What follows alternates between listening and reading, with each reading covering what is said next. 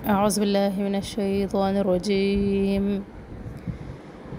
بسم الله الرحمن الرحيم. ولقد جاءكم موسى بالبينات ثم اتخذتم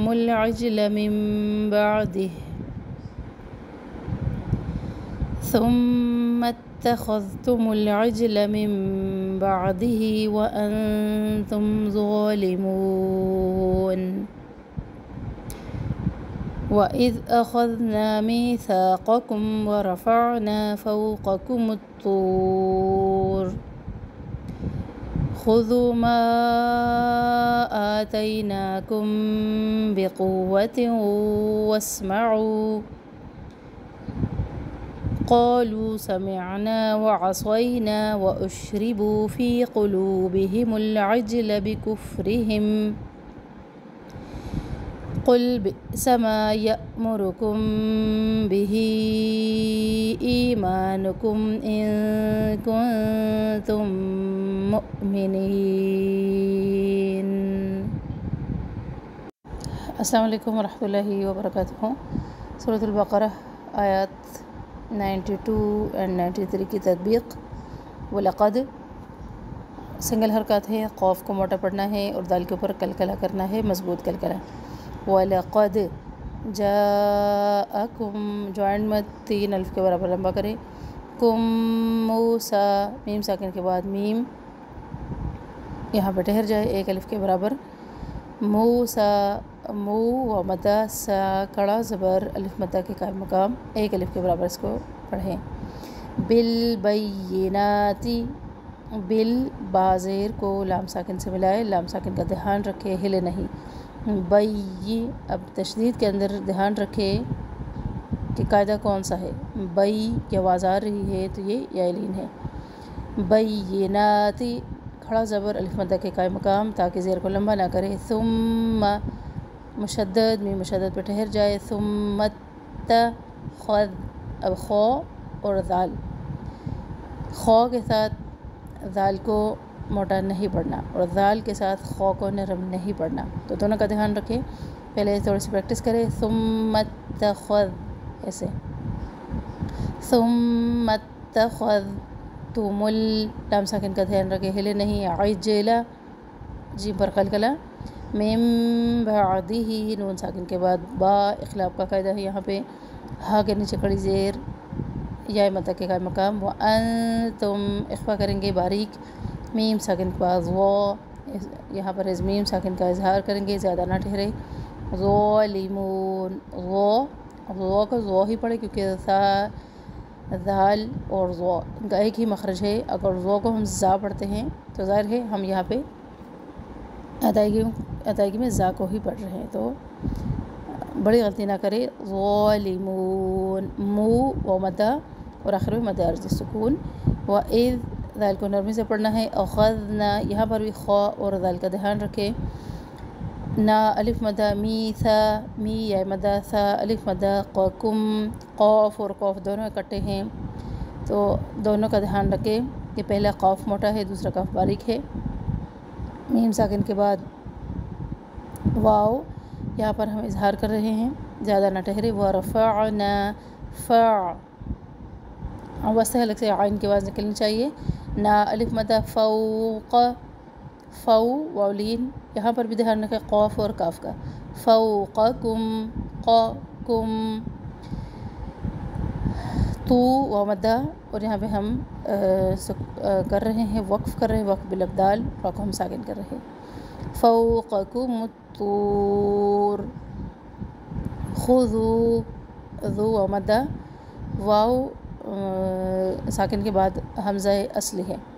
خذوا ما یہاں پر ہے مد منفصل جائز، 3 الف کے برابر اس کو لمبا کرے. تئی یا لین نا کھڑا زبر الف مدہ کے قائم مقام. کم بقوت میم ساکن کے بعد با یہاں پر اخفا کر رہے ہیں، 1 الف کے برابر ٹھہرے.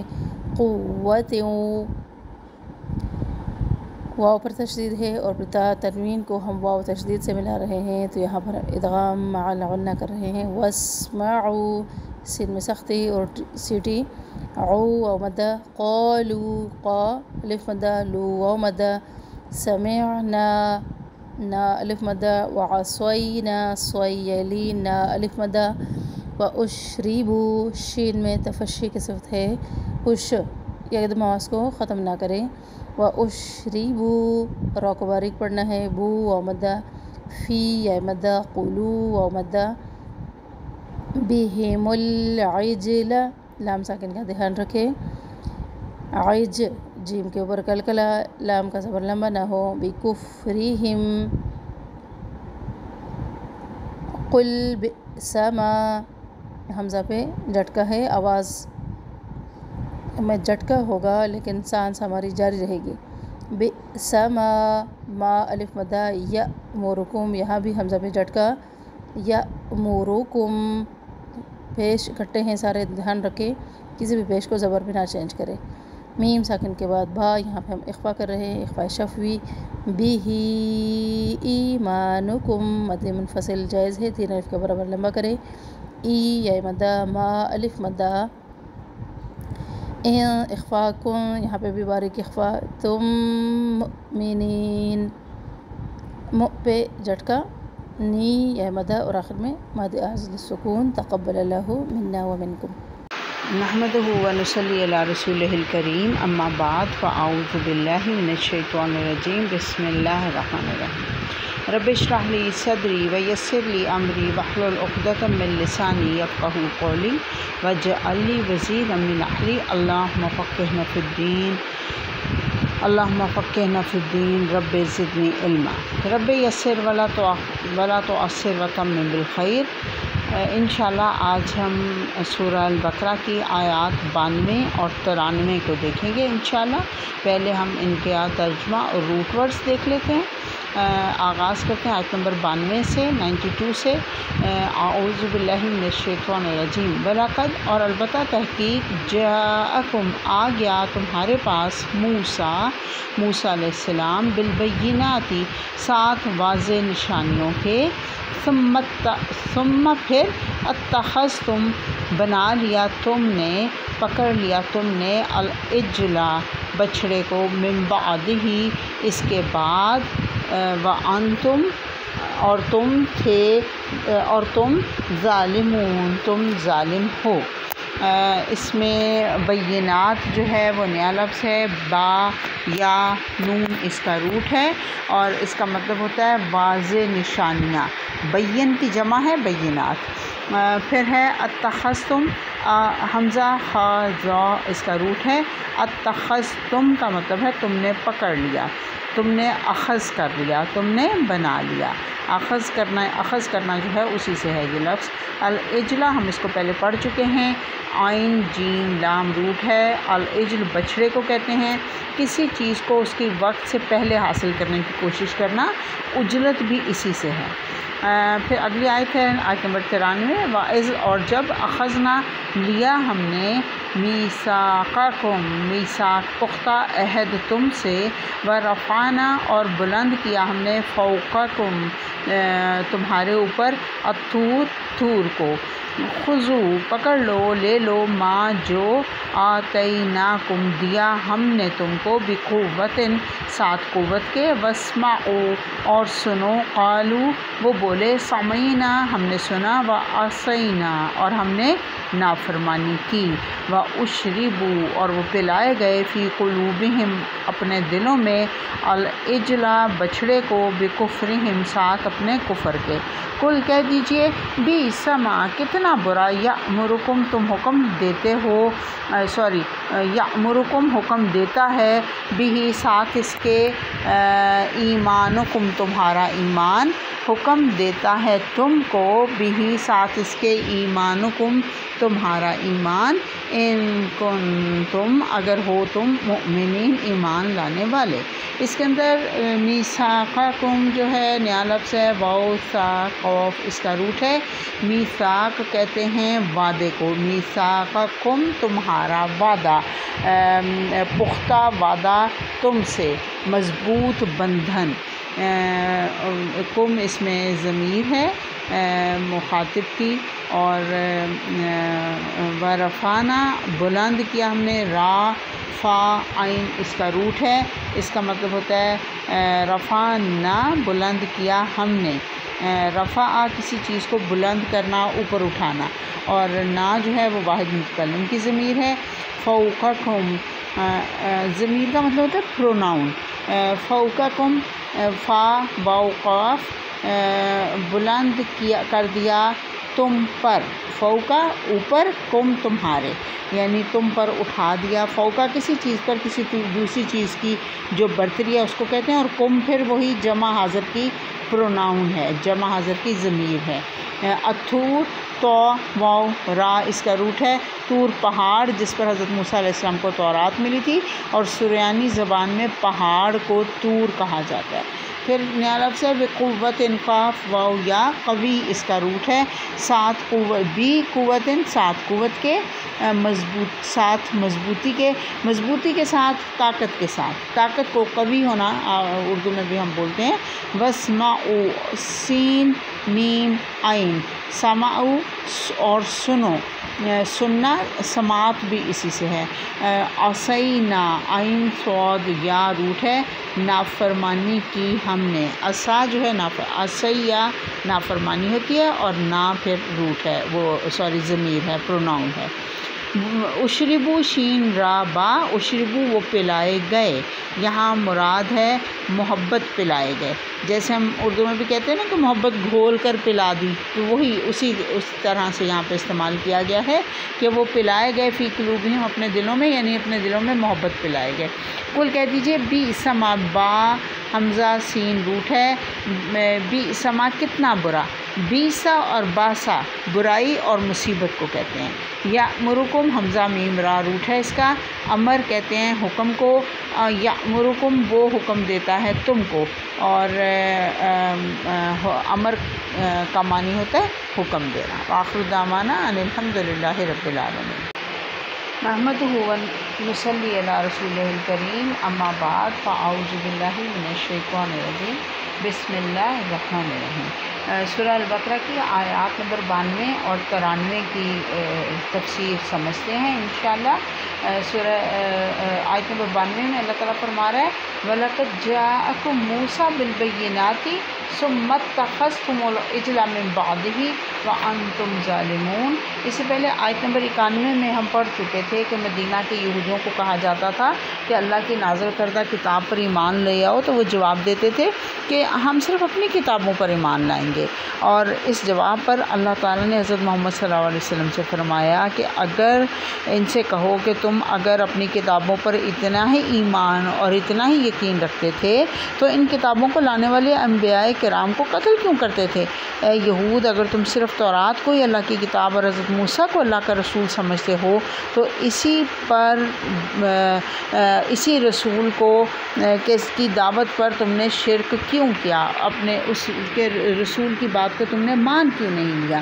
اور پھر اب بتایا جا رہا ہے کہ موسیٰ جب تمہارے درمیان بھیجا گیا تھا تو وہ تو واضح نشانیاں، روشن نشانیاں لے کر تمہارے پاس آئے تھے، ید بیضا اور عصا لائے تھے کہ ہاتھ گریبان سے نکالتے تھے تو وہ چمکتا ہوا نکلتا تھا، اور عصا جو ہے وہ سارے جادوگروں کے جو وہ سانپ تھے ان کو نگل گیا تھا، اور جب سمندر پر مارا تو راستہ بن گیا تھا، اور جب دوبارہ سمندر پر عصا کو مارا تو سمندر آپس میں مل گیا، اور فرعون اور اس کے لشکری سارے کے سارے سمندر میں ان کی آنکھوں کے سامنے غرق کر دیے گئے۔ اتنے بڑے بڑے معجزے دیکھ کر بھی جب حضرت موسیٰ کی تعلیمات کو نہیں مانا تو پھر اللہ تعالیٰ نے ٹڈیوں اور جوؤں اور مینڈکوں کا سیلاب اور طوفان ان پر بھیج دیا، اور صحرائے تین میں پتھر مارا تو 12 چشمے پھوٹ نکلے اسی عصا کے ساتھ۔ پھر صحرائے سینا میں اللہ نے بادلوں کا سایہ کر دیا اور بنو سلویٰ کا نزول کیا۔ یہ اتنے بڑے بڑے معجزے دیکھ کر بھی بنی اسرائیل کا ایمان تو پہاڑوں جیسا مضبوط ہونا چاہیے تھا، اتنی نعمتیں اللہ نے ان کو دی تھیں، لیکن ہوا یہ کہ بنی اسرائیل نے بالکل اللہ کی کسی بات کو نہیں مانا، اللہ کے حکموں پر چلنے کی بجائے اپنی من مانیاں کرنے لگے۔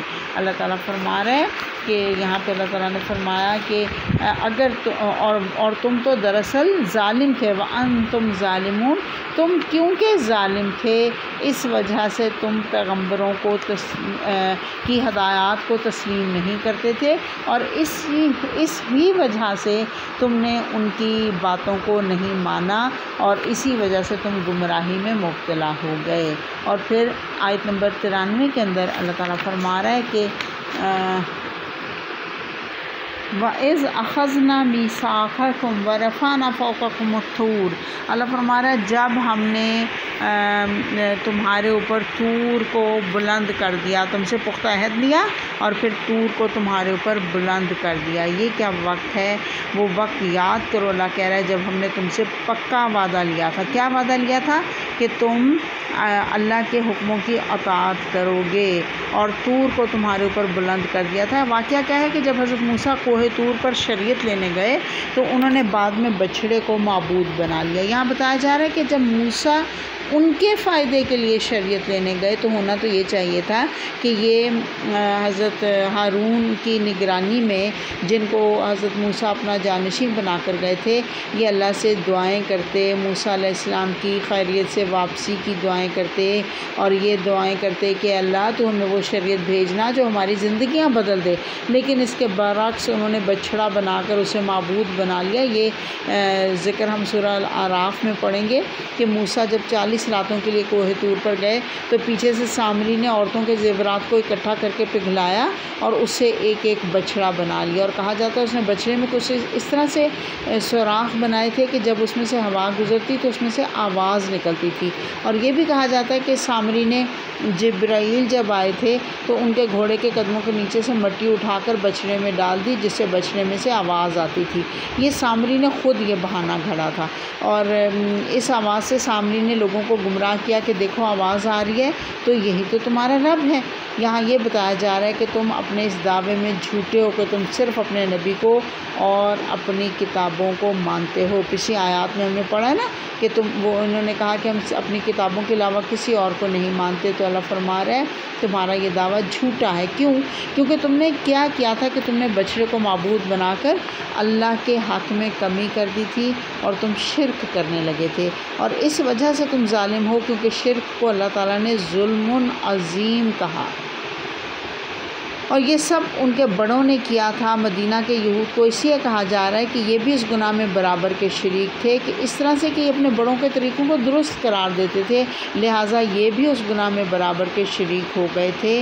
تو اللہ تعالیٰ نے ان کو ان کے گزشتہ گناہوں کا حوالہ دیا کہ تم مدینہ میں حضرت محمد صلی اللہ علیہ وسلم کے ساتھ شرک کر رہے ہو اور زیادتی کر رہے ہو، تو یہ تو وہی طریقہ ہے جو تمہارے بزرگوں نے کیا تھا کہ سچائی کو تم پہچان جاتے ہو لیکن ایمان نہیں لاتے، اور جھوٹا دعویٰ کرتے ہو کہ ہم تو صرف اپنے نبی اور اپنی کتاب کو مانتے ہیں۔ محمد صلی اللہ علیہ وسلم اور قرآن پر ایمان نہ لانے کا بہانہ تھا۔ یہاں بتایا جا رہا ہے کہ تم خواہشات کے پجاری ہو، اور تمہارے دلوں میں دراصل اشربو، اللہ فرما رہا ہے تمہارے دلوں میں تو کچھ اور ہی محبت پلا دی گئی ہے، تمہارے دلوں میں تو اور ہی محبتیں رچی بسی ہوئی ہیں۔ مدینہ کے جو یہود جو نا، ان کا بھی وہی کردار تھا جو موسیٰ کے دور میں یہودیوں کا کردار تھا، ان کے دل نہیں بدلے تھے۔ مدینہ کے یہود نے بھی اپنے دلوں میں کچھ بچھڑے پال رکھے تھے، مال اور محبت کے بچھڑے، ضد، اناد اور حسد کے بچھڑے، تعصب پرستی کے بچھڑے۔ ان معبودوں کی محبت اتنی شدید تھی ان کے دلوں میں کہ ان میں کچھ بھی کمی برداشت نہیں کر سکتے تھے، اور روز بروز یہ محبتیں بڑھتی جا رہی تھیں۔ ان بچھڑوں کی محبت کی وجہ کیا ہوتی ہے؟ غور کریں، کہا گیا یہ محبت ان کے دلوں میں بسائی گئی تھی، ان کے دلوں میں پلائی گئی تھی۔ کیوں؟ ان کے کفر کی وجہ سے، کیونکہ اللہ کا حق کا بار بار انکار کرتے تھے نا، حقیقت کو دیکھ کر پہچان کر بھی حق کو مان نہیں رہے تھے، تو اس نافرمانی کی وجہ سے، اس کفر کی وجہ سے ان کے دلوں میں بچھڑے کی محبت بسا دی گئی تھی۔ یاد رکھیے، محبت جو ہے وہ انسان کی ضرورت ہے۔ اللہ تعالیٰ نے محبت جو ہے دنیا کے اندر بھیجی ہے، پیدا کی ہے انسانوں کی ضرورت کے لیے، اور محبت جو ہوتی ہے نا وہ کسی بھی چیز کی محبت انسان کو اندھا کر دیتی ہے۔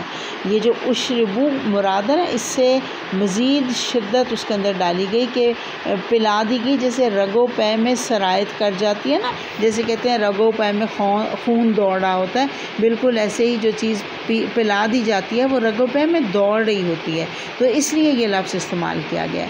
دیکھیے محبت جو ہوتی ہے نا وہ دل کے لیے بہار ہوتی ہے، دل میں ایک روشنی اور امید کی کرن پیدا کرتی ہے۔ اگر دل میں محبت نہ ہو نا تو پھر خیر نہیں ہوتی۔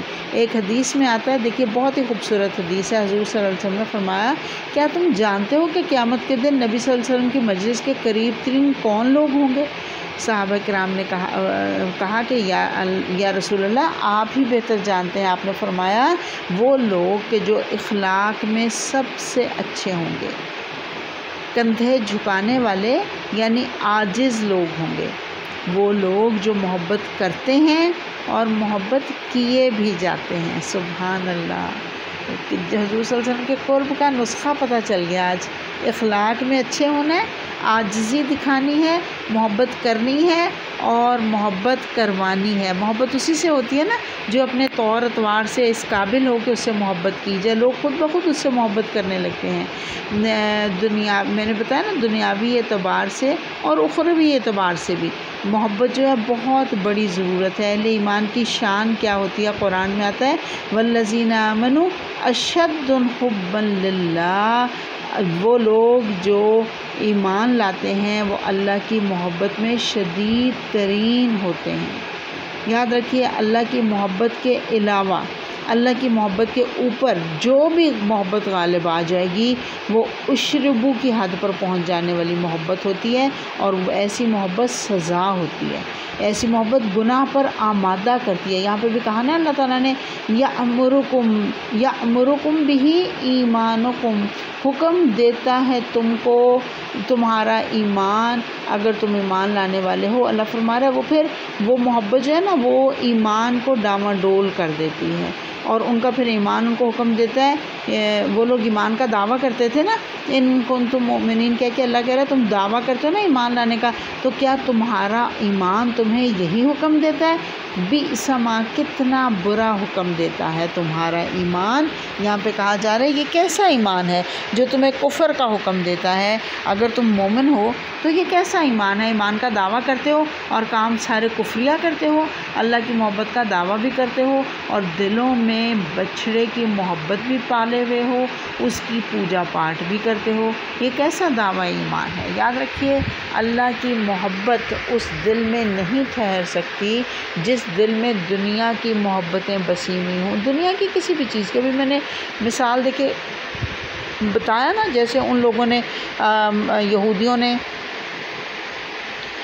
ضد، اناد، حسد کے بچھڑے پالے ہوئے تھے، ہم سب نے بھی اپنے دلوں میں کوئی نہ کوئی بچھڑے پالے ہوئے ہیں۔